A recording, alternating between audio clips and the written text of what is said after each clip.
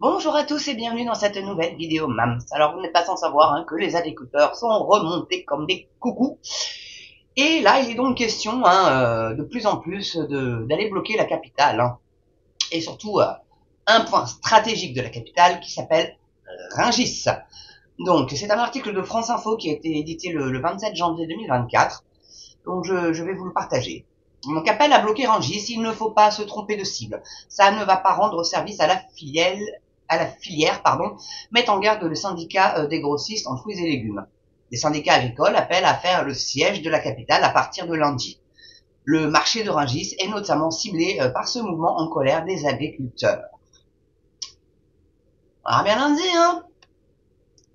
Donc, je comprends leur colère, mais je ne pense pas que ce soit la bonne formule, parce que ce n'est pas à Rungis que le problème va se régler. C'est plutôt au niveau des pouvoirs publics de la France et de l'Europe, défend samedi 27 janvier sur France Info Jérôme Desmettre, président du syndicat des grossistes en fruits et légumes au marché de Rungis. Lui, il voit surtout qu'il il va pas pouvoir vendre, donc il va perdre de l'argent. C'est surtout ça qu'il voit, le garçon. Il s'en fout de la cause agricole, lui, c'est pas son problème, j'ai envie de vous dire. Du moment qu'il reçoit ses fruits et légumes, d'Espagne, tant qu'à faire, en cher. Donc, ce monsieur était au marché de Rungis dans le Val-de-Marne. Les agriculteurs de la coordination rurale du Lot-et-Garonne et d'autres groupements envisagent un blocus de Paris lundi. Le marché de Rungis est notamment ciblé par le mouvement. Ben ouais, il va falloir aller affamer les petits Parisiens. Désolé les gars, mais bon, c'est pour la bonne cause. Faites du stock, faites du stock. Parce que ça peut durer, je pense. En 3 jours, quand même, Paris a pu à bouffer. Ils ont une autonomie de 3 jours, les Parisiens. C'est pas beaucoup. Moi, je suis en campagne, donc je peux aller directement au producteur, à la ferme. J'aurai mon fromage de chèvre, j'aurai mes fruits, mes légumes. Enfin, pas mes fruits parce que bon, enfin, si, voilà. Là, il y a plus de pommes dans les arbres, mais bon, voilà. Bref. Donc, ce syndicat agricole, dénonce des produits multiples venant d'ailleurs. D'autant que ce qui vient de l'extérieur ne répond pas aux normes environnementales et sanitaires. À Rungis, nous travaillons avec des producteurs et principalement des producteurs français, répond Jérôme Desmettre. Quand nous devons importer des produits, c'est parce que ça n'est pas produit en France.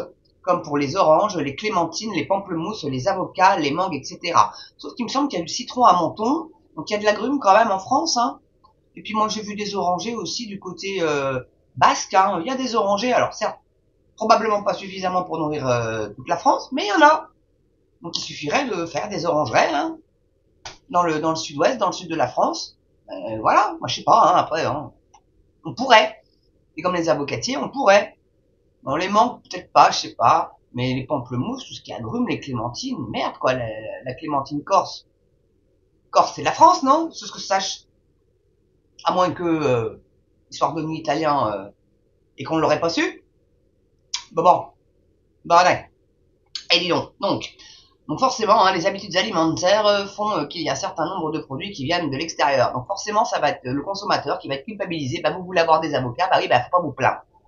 Moi personnellement, moi j'aime bien l'avocat, mais bon, je peux m'en passer quoi. Si on peut avoir que du local et du français, pourquoi pas? C'est plutôt varié quand on sait que 60% de notre territoire est agricole. Donc enfin bon, certainement moins maintenant puisqu'ils arrêtent pas de réduire ça à peau de chagrin. Mais bon.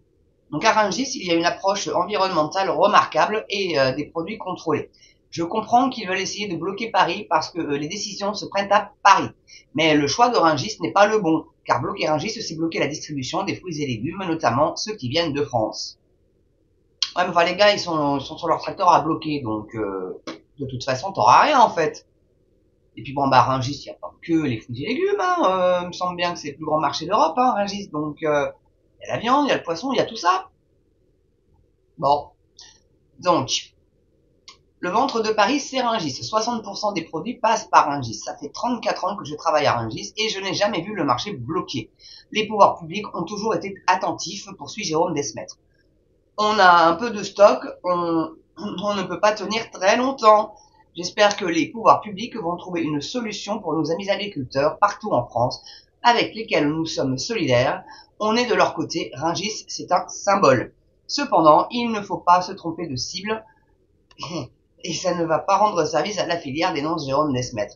Ah oui, mais mon gars, on comprend ton point de vue, tu veux pas être peut pas être bloqué parce que tu veux écrouler tes stocks. Et c'est vrai que bon, bah, les fruits et légumes, si c'est, on sait bien stocké à Rungis, hein, c'est dans des chambres réfrigérées à température correspondant au produit. J'ose espérer qu'ils mettent pas ça dans des chambres froides à -10, mais voilà, c'est stocké comme il faut, donc ça va pas se détériorer si les conserve comme il faut, quoi. Donc apparemment il y a des commentaires, alors je vais essayer de voir si j'arrive à tomber dessus. Ah, il faut que je m'inscrive, que je m'abonne, que machin pour voir les commentaires. Non, lâchez pas, si ça vous, au pire vous irez peut-être voir, non? Attendez. Non, oui, si, ça vient. Non, ça vient pas. Bon, ouais, c'est bizarre le truc. Enfin, c'est pas grave. Bah, écoutez, le lien sera en description de toute façon dans la vidéo, vous pourrez aller voir vous-même, comme des grands. Et puis voilà. Bon, bah écoutez, ce sera tout pour cette vidéo-là. En tout cas, Parisiens, je sais que vous me regardez, donc préparez-vous à un blocus. Donc faites vos stocks, quoi. Prévoyez. Hein, le plein d'essence, ça sera pas concerné par Rungis. Mais enfin bon, si c'est bloqué autour de Paris, peut-être bien que les raffineries pourront pas venir fournir en essence, c'est tout à fait possible. Et puis bah, faites le plein de pâtes de bouffe, quoi. Pour 3 jours, pas pour une semaine, pour 3 jours. Voilà, parce que c'est à peu près, à mon avis, le temps que ça durera. Parce que bon, à moins que ça soit 4-5, je sais pas comment ils vont faire. On verra bien. On verra bien, pas prévoyé pour une semaine, allez. Pour être large. Voilà, bon. Mais c'est sûr que là, vous allez être un petit peu emmerdés, mais c'est pour la bonne cause. Alors soyez solidaires et même si, bon, bah, le Parisien, les agriculteurs, pour lui, c'est des bouseux, ça pue le fumier, bah ouais, mais bon, sans eux, vous bouffez pas, les gars. Et ouais, donc un petit peu de respect, ça serait pas mal quand même, vous croyez pas? Voilà, bon, en tout cas, fini pour moi pour cette vidéo, définitivement, là pour le coup. N'oubliez pas l'abonnement, la cloche pour être averti quand je sors une nouvelle vidéo. Partagez surtout sur vos réseaux sociaux, ça c'est vrai que j'oublie souvent de le dire, mais partagez. Surtout en ce qui concerne les agriculteurs.